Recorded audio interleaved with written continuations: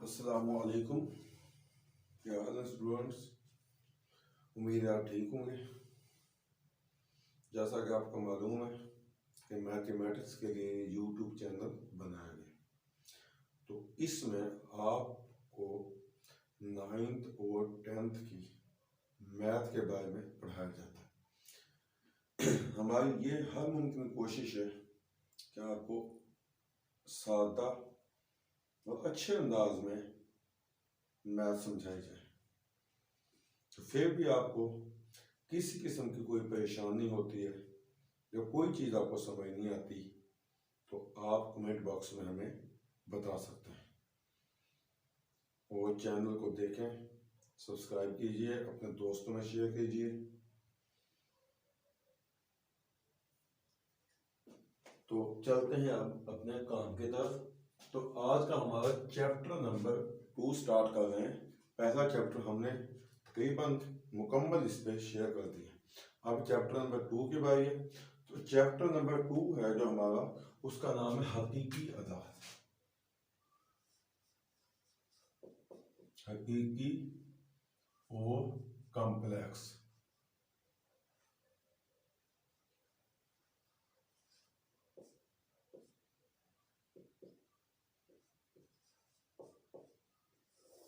सबसे पहले आपको ये पता होना चाहिए कि हकीकी अदाद क्या होते हैं। हकीकी अदाद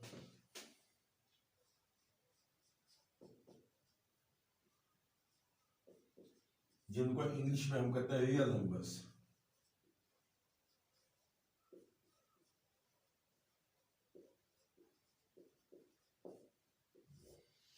तो ये दो तरह के होते हैं। इनके अंदर दो अदाद आते हैं, एक नातक और गैर नातक।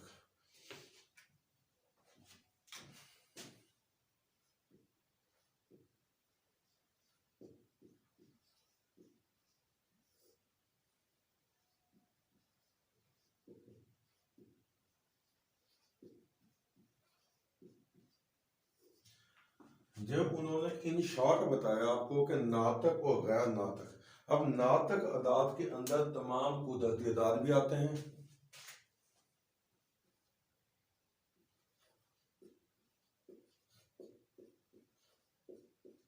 मुकम्मल अदाद भी आते हैं,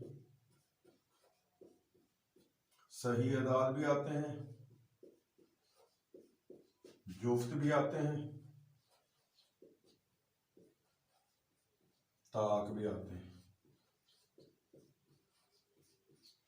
मुफरद भी और मुरक्कब भी। तो ये तमाम आते हैं नातक अदाद के अंदर, क्योंकि तमाम कुदरती अदाद भी नातक है, तमाम मुकम्मल अदाद भी नातक है, तमाम सही अदाद भी नातक है, तमाम ताक अदाद भी नातक है, और तमाम जुफ्त अदाद भी नातक है, तमाम मुफरद अदाद भी नातक है, और तमाम मुरक्कब अदाद भी नातक है। तो नातक अदद कौन से हैं, सवाल ये पैदा होता है। अब यहाँ पे अक्सर किताबों में इन शार्ट लिख देते हैं कि ऐसे अदाद जिनको P बटा Q की शक्ल में लिखा जाए नातक अदाद कहलाते हैं, जबकि Q बराबर ना हो 0 के। तो P बटा Q while Q is not equal to 0। तो इसका ये मतलब नहीं कि हर कसम एक नातक अदाद होगी, नहीं, इसका ये मतलब नहीं। क्योंकि अब फॉर एग्जाम्पल हम 2/3 भी लिख सकते हैं, 22/7 भी लिख सकते हैं, तो 14/3 भी लिख सकते हैं, और 3/14 भी लिख सकते हैं, और 4/22 भी लिख सकते हैं। अब इन तमाम अदाद को साबित करना कि आया नातक है या नहीं, तो ये इसका सिंपल सॉल्यूशन नहीं है। अब कुदरती अदाद तो कोई भी गिनती है जो मुकम्मल अदद है वो नातक है, मैं बताएं। गिनती तमाम हमारी नातक अदाद है, मुकम्मल में भी गिनती, ये तमाम गिनती की अकसाम है। अगर स्टार्ट 1 से होते हैं कि 1 2 3, तो वो नेचुरल नंबर है, कुदरती नंबर है। अगर 0 से स्टार्ट हो जाए तो वो मुकम्मल नंबर है। कुदरती और मुकम्मल दोनों मस्बत अदाद है, और इसमें टोटल गिनती होती है जिनको हम कहते हैं इनफिनाइट सेट, यानी गैर मतनाही सेट। तो उसके बाद सही अदाद, ये पॉजिटिव और नेगेटिव दोनों मिलकर होते हैं, कि यानी कि कुदरती अदाद में हम 1 2 3 लिखते थे, मुकम्मल में 0 से स्टार्ट करते थे, यानी कि कुदरती और मुकम्मल दोनों पॉजिटिव थे। जो ज़ैला नंबर एंटीजर्स हैं यानी सही अदाद हैं, इनको हम कहते हैं जमा नफी 1, जमा नफी 2, जमा नफी 3, यानी ये मस्बत भी और मनफी भी। तो ये भी तमाम सारे नातक हैं। तो उसके बाद इस सही अदाद के अंदर ताक और जुफ्त दोनों आते हैं, ये भी नातक है। अब जब कसूर में आ जाएं तो उनको हम कैसे साबित करेंगे आया नातक है या नहीं। तो आइए इसके लिए मैं थोड़ा सा एक्सप्लेन करने की जरूरत है।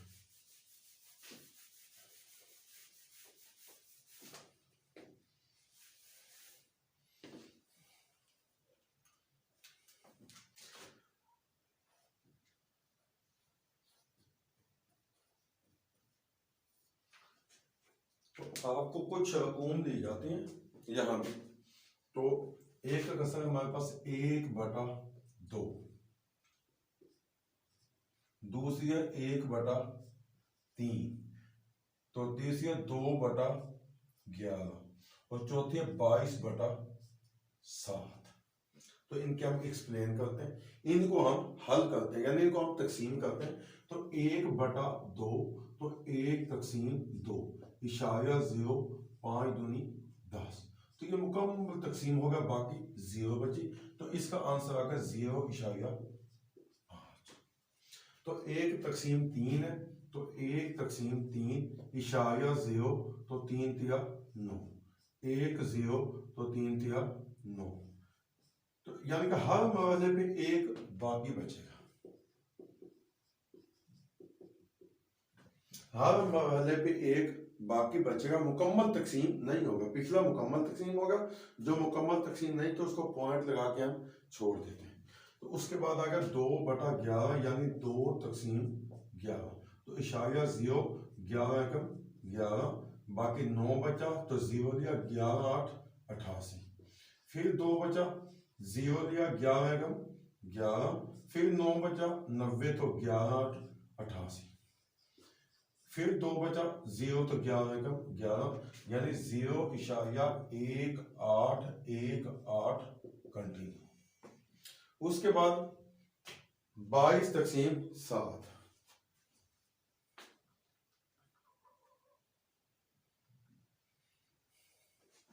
तो 22 को हम 7 पे तकसीम करेंगे।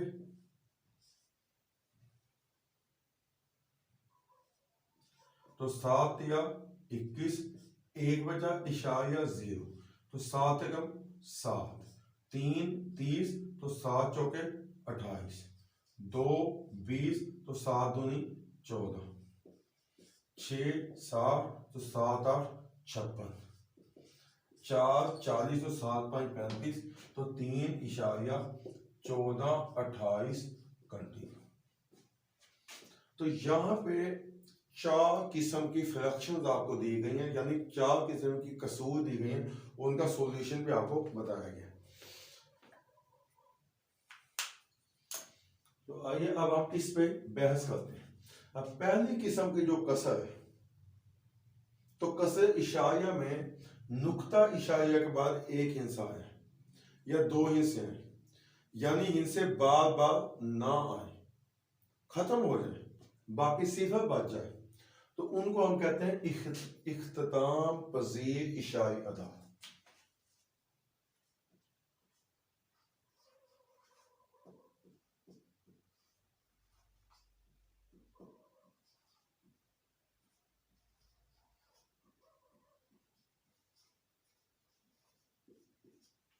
इख्तिताम पजीर इशारी अदात यानी ऐसे अदात जिनमें नुक्ता इशारिया के बाद हिस्सों की तादाद महदूद हो, यानी हिस्से गिने जा सकें, या दूसरे अल्फाज में कि चंद मराहल के बाद तकसीम का अमल खत्म हो जाए और बाकी सिफर बच जाए, तो वो उनको हम कहते हैं इख्तिताम पजीर इशारी अदात या मुख्ततम कसे इशारिया भी हम उनको कहते हैं।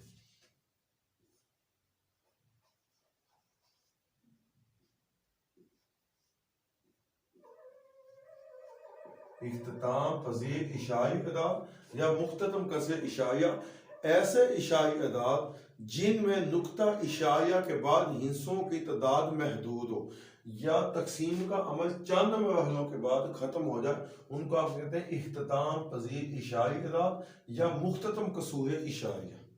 तो दूसरी किस्म ऐसे अदाद जिनमें नुक्ता इशारिया के बाद हिस्सों की तादाद लामहदूद हो, यानी हर मरहले पे कुछ ना कुछ बाकी बचता रहे, तकसीम का अमल खत्म ना हो, उन्हें हम कहते हैं गैर इख्तिताम पजीर इशारी अदाद।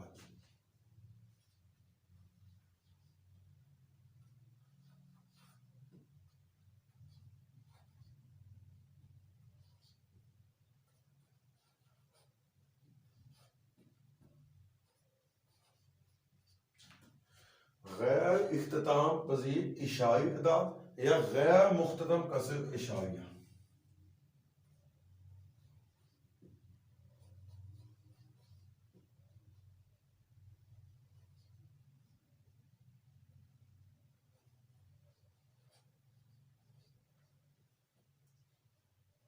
गैर इख्तिताम पजीर इशारी अदाद या गैर मुख्ततम कसूर इशारिया, यानी जिनमें नुक्ता इशारिया के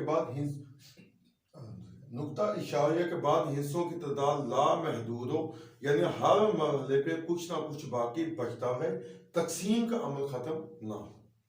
तो उसकी भी आगे दो सूरतें हैं।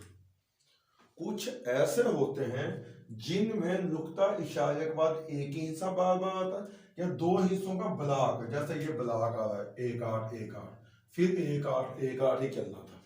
अगर नुक्ता इशारा के बाद एक ही हिस्सा बार बार आए या दो हिस्सों का ब्लॉक बार बार है, तो उसको हम कहते हैं मतवाली कसे इशारिया। जब तकरारी इशारी अदाद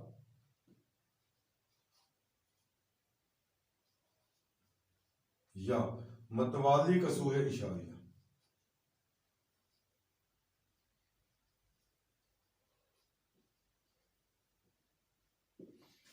ऐसे अदाद जिनमें नुक्ता इशारिया के बाद हिस्सों की तादाद लामहदूद हो, और जवाब में एक ही हिस्सा बार बार आए या दो हिस्सों का ब्लॉक बार बार है, उन्हें हम कहते हैं तकरारी इशारी अदाद या मतवाली कसूर इशारिया।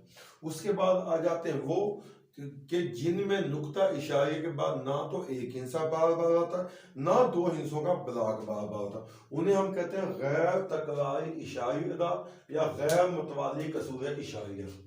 उन्हें हम कहते हैं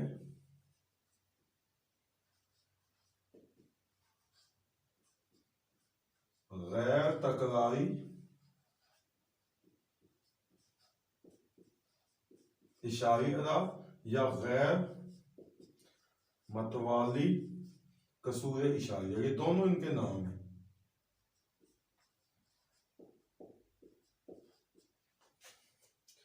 तो ये चार किस्में हमने पढ़ी हैं कसूर की। तो इख्तिताम पजीर इशारिया या मुख्ततम कसूर इशारिया, ऐसी कसूर इशारिया जिनमें नुक्ता इशारिया के बाद हिस्सों की तादाद महदूद हो, यानी हिस्सों को गिना जा सके, या तकसीम का अमल चंद मराहल के बाद खत्म हो जाए, बाकी सिफर बच जाए। जैसे 1 तकसीम 2 है, तो एक मरहले के बाद बाकी सिफर बच गई, कुछ नहीं बचा, तो तकसीम का अमल खत्म हो गया। या नुक्ता इशारिया के बाद एक ही हिस्सा है, हमें पता कि इतने ही हिस्से, तो ये तो हुई इख्तिताम पजीर इशारिया या मुख्ततम कसूर इशारिया। तो दूसरी किस्म थी गैर इख्तिताम पजीर इशारिया या गैर मुख्ततम कसूर इशारिया, जिनमें नुक्ता इशारिया के बाद हिस्सों की तादाद लामहदूद हो या तकसीम का अमल खत्म ना हो, हर मरहले पे कोई ना कोई अदद बाकी बचता रहे, उन्हें हम कहते हैं गैर इख्तिताम पजीर इशारिया या गैर मुख्ततम कसूर इशारिया।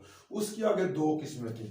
एक तो वो थी कि जिनमें नुक्ता इशारिया के बाद एक ही हिस्सा बार बार है या दो हिस्सों का ब्लॉक बार बार है, एक ही हिस्सा बार बार या दो हिस्सों का ब्लॉक बार बार, उन्हें हम कहते हैं तकरारी इशारी अदाद या मतवाली कसूर इशारिया।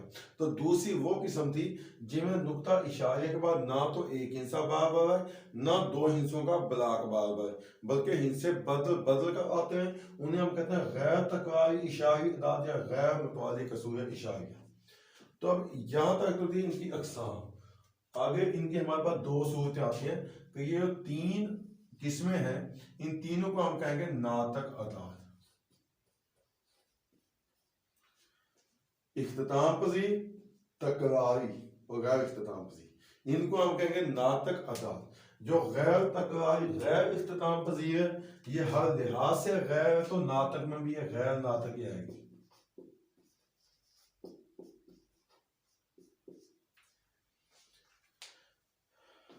तो यहाँ पे एक बात तो क्लियर होती है कि यहाँ पे आपको ये समझ आ गई होगी कि हर P बटा Q वाली शक्ल नातक नहीं होती, क्योंकि 22/7 भी P बटा Q की शक्ल में है। इसमें Q बराबर नहीं है सिफर के, लेकिन ये गैर नातक अदद है, ये गैर नातक अदद है, क्योंकि नातक के लिए कसर की दो सूरतें हों, या तो इख्तिताम पजीर हो या तकरारी हो। अगर इख्तिताम पजीर है तो तब भी नातक है, अगर तकरारी या मतवाली है तो तब भी नातक है। अगर 22/7 ना तो तकरारी हो ना इख्तिताम पजीर हो तो ये गैर नातक है। उम्मीद है आपको इसकी अच्छी तरह समझ आ गई होगी कि हर कसर नातक अदद नहीं होता।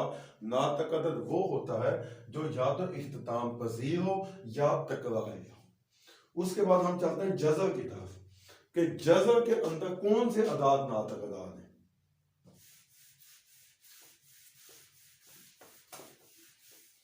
हम जानते हैं कि किसी अदद के जज़र से मुराद ऐसा अदद जिसका मुरब्बा दिया गया अदद। तो अब 1 का स्क्वायर 1 है, 2 का स्क्वायर 4 है, तो 3 का स्क्वायर 9 है, तो 4 का स्क्वायर 16 है। ये आपको एक छोटी सी एग्जांपल दी। अब 1 का स्क्वायर 1 है तो 1 का जज़र भी 1 है, 2 का स्क्वायर 4 है तो 4 का जज़र भी 2 है, 3 का स्क्वायर 9 है तो 9 का जज़र 3 है, और 4 का स्क्वायर 16 है तो 16 का जज़र 4 है। तो मुकम्मल मुरब्बा वाले अदद का जो जज़र होता है वो नातक है, वरना गैर नातक। मुकम्मल मुरब्बा वाले अदद का जज़र क्या होता है? नातक, वरना गैर नातक। जैसा कि 1 का जज़र मुकम्मल मुरब्बा वाला ये नातक है, 1 के बाद 4 का जज़र मुकम्मल मुरब्बा वाला तो ये नातक है, 4 के बाद 9 का जज़र मुकम्मल मुरब्बा है तो ये नातक है, 9 के बाद 16 का जज़र मुकम्मल मुरब्बा है तो ये भी नातक है। तो जज़र ऐसे अदाद जज़र में नातक हैं जो मुकम्मल मुरब्बा हो, यानी जज़र के अंदर नुक्ता इशारिया ना आए। अगर जज़र के अंदर नुक्ता इशारिया आ जाता है या ना मुकम्मल मुरब्बा वाले अदाद आ जाते तो वो गैर नातक है। जिस तरह 1 के बाद 1 के जज़र के बाद 4 का जज़र नातक है, और इनके बीच में 2 का जज़र और 3 का जज़र, ये मुकम्मल मुरब्बा नहीं है तो ये गैर नातक अदाद है। तो 4 के बाद 9 का जज़र नातक है, तो इसके बीच 5 का जज़र, 6 का जज़र, 7 का जज़र और 8 का जज़र, वो गैर नातक है क्योंकि वो मुकम्मल मुरब्बा नहीं है। तो 9 के बाद 16 का जज़र मुकम्मल मुरब्बा है, 16 4 का, तो इसका जब हम जज़र लेंगे जवाब 4 आता, तो ये 16 का जज़र एक नातक है। और इसके बीच में 10 का जज़र, 11 का जज़र, 12 का जज़र, 13 का जज़र, 14 का जज़र, 15 का जज़र, ये तमाम गैर नातक है। उम्मीद है आपको इसकी समझ आ गई होगी। उसके बाद किताब में एक पॉइंट दिया गया कि अगर P एक मुफरद अदद है तो P का जज़र भी गैर नातक है, तो मुफरद अदद का जज़र भी गैर नातक होता है, तो ये पॉइंट भी ठीक है। फॉर एग्जाम्पल अब 2 एक मुफरद है तो इसका जज़र गैर नातक है, 3 एक मुफरद है तो इसका जज़र गैर नातक है, तो 4 नातक है, 5 एक मुफरद है तो 5 का जज़र गैर नातक है, लेकिन 6 एक मुफरद नहीं है लेकिन उसका जज़र गैर नातक है, क्योंकि अभी इसकी एक्सप्लेन की थी कि 6 किसी अदद का मुकम्मल मुरब्बा नहीं है तो गैर नातक। लेकिन अगर मुफरद वाली बात करें तो जब हम 6 के जज़र को हल करेंगे तो 2 ज़रब 3 का जज़र आएगा, तो इसका मतलब 2 का अलहदा जज़र आएगा और 3 का अलहदा जज़र आएगा। अब देखें अंदर इसके मुफरद अदाद आ बचे, इसलिए कि मुफरद अदद का जज़र भी गैर नातक होता है। तो ये था आज का लेक्चर। उम्मीद है आपको इसकी समझ आ गई होगी कि नातक अदाद कौन से हैं और गैर नातक अदाद कौन से हैं। तो बाकी इसके बारे में हम बहस करेंगे इंशाल्लाह अगले लेक्चर में।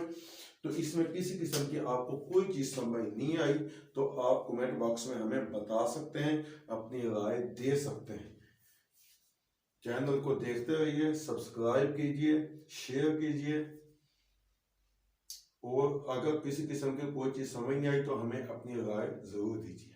अब अगले लेक्चर तक दीजिए इजाज़त, अपना बहुत ख्याल रखिए। अल्लाह हाफिज़।